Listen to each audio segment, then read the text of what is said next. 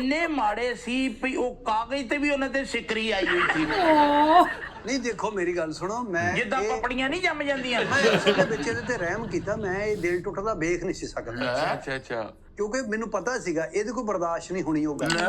Okay okay ਹਾਂ ਇਹਨੇ ਜਾਂ ਕੁੜੀ ਨੂੰ ਮਾਰ ਦੇਣਾ ਸੀ ਤੇ ਜਾਂ ਇਹਨੇ ਆਪ ਮਰ ਜਾਣਾ ਸੀ। लेकिन हुण ये दोनों काम नहीं होए, हुण मैं तेनू मार देना।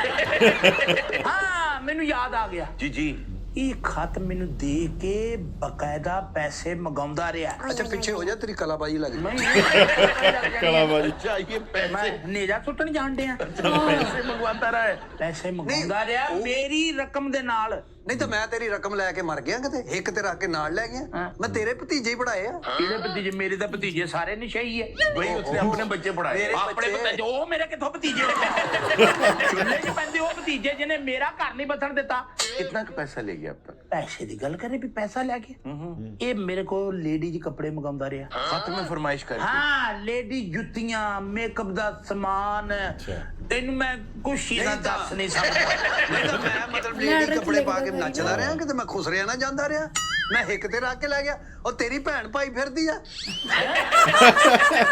ਇਹ ਮੇਰੀ ਭੈਣ ਪਾਉਂਦੀ ਰਹੀ। हाँ जी ਲੈ ਹੁਣ ਮੇਰੀ ਭੈਣ ਨੂੰ ਨਾ ਚਿੱਟਾ ਸੂਟ ਲੈ ਦੇ, ਚਿੱਟਾ। ਮੈਂ ਜੋ ਬੇਵਾ ਕਰ ਦੇਣੀ ਹੈ।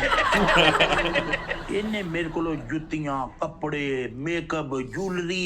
ਮੈਨੂੰ ਇੱਕ ਦੋ ਵਾਰੀ ਹੋਇਆ ਸ਼ੱਕ, क्या ਖਤ ਜੇ ਚ ਇਹਨੇ ਖੁਦ ਹੀ ਲਿਖਦਾ ਸੀ ਨਾ जी जी जी ਵਿੱਚ ਲਿਖਿਆ ਕਿ ਮੈਨੂੰ ਲੱਖ ਰੁਪਈਆ ਭੇਜੋ, ਮੈਂ ਅੱਖ ਦੇ ਵਿੱਚ ਲੈਂਜ ਪਵਾਉਣਾ। ਮਰਦੇ ਪਿੱਟਦੇ ਨੇ ਚੀਜ਼ਾਂ ਵੇਚ ਕੇ ਮੈਂ ਇਹਨੂੰ ਲੱਖ ਰੁਪਈਆ। अपनी तरफ से आपने शबाना को लेंस डलवाए ਹਾਂ ਹਾਂ हाँ ਮੈਂ ਇਹਨੂੰ ਲੱਖ ਰੁਪਈਆ ਦੇ ਦਿੱਤਾ ਅੱਛਾ ਤੇ ਮੇਰੇ ਕੋਲ ਹੀ ਬਹਿ ਕੇ ਕਹਿਣ ਡਿਆ ਵੀ ਜਿੱਦਾਂ ਦਾ ਲੈਂਜ ਪਵਾਇਆ ਨਾ ਸਹੀ ਨਜ਼ਰ ਆ ਰਿਹਾ।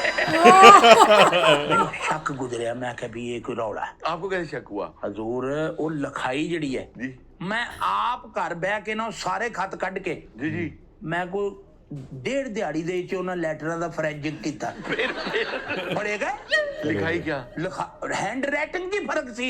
अच्छा लेंस डल गया तो हैंड राइटिंग में फर्क आ ਫਰਕ गया ਆ ਗਿਆ, ਹਰਫ ਮੋਟੇ ਲਿਖਣ ਲੱਗ ਗਿਆ। लेकिन ये भी ये तो गलत मैनू- लिखदा रहा ना ਉਹਨੂੰ खत। क्या खत तो मेरे हथी आउंदा ਸੀ जी जी ਯਾਨੀ ਤੂੰ ਮੇਰੇ ਖਤ ਵੀ ਪੜਦਾ ਸੀ। ਤੇ ਮੈਂ ਜਵਾਬ ਨਹੀਂ ਸੀ ਲਿਖਣਾ। ਮੈਂ ਝੂਠ ਲਿਖ ਦਿੰਦਾ ਵਿੱਚ। ਇਹ ਵਿੱਚ ਲਿਖਦਾ ਹੁੰਦਾ ਜਾਨੂ ਅੱਜ 4 ਦਿਨ ਹੋਏ ਮੈਨੇ ਖਾਣਾ ਨਹੀਂ ਖਾਇਆ, ਤੇਰੀ ਯਾਦ ਤੜਫਾਤੀ। ਜਦੋਂ ਮੈਂ ਖਤ ਦੇਣ ਜਾਣਾ ਐਡੀ ਪਰਾਤ ਦੇ ਵਿੱਚ ਬੋਟੀਆਂ ਪਾ ਕੇ ਮੈਨੂੰ ਫਿਰ ਤਕਲੀਫ ਨਹੀਂ ਸੀ ਹੁੰਦੀ। ਮੈਨੂੰ ਸ਼ੱਕ हाँ उसमें शबाना तो तुम आहो। वाह वाह ਸ਼ੱਕ ਮੈਨੂੰ ਪਤਾ ਕਿੱਥੋਂ ਗੁਜ਼ਰਿਆ। कैसे कैसे ਇਹਨੇ ਇੱਕ ਦੋ ਵਾਰੀ ਨਾ ਖਤ ਲਿਖ ਕੇ ਲਿਆਇਆ ਨਾ, जी जी ਮੈਂ ਪੜਿਆ, ਮੈਂ ਬੜਾ ਮਾਯੂਸ ਹੋਇਆ, क्यों ਦਿਲ ਮੇਰਾ ਨਾ ਮਤਲਬ ਭਰ ਆਇਆ। अच्छा ਮੈਂ ਉਹਨੂੰ ਫਿਰ ਖਤ ਲਿਖਿਆ, ਮੈਂ ਕਿਹਾ ਸ਼ਬਾਨਾ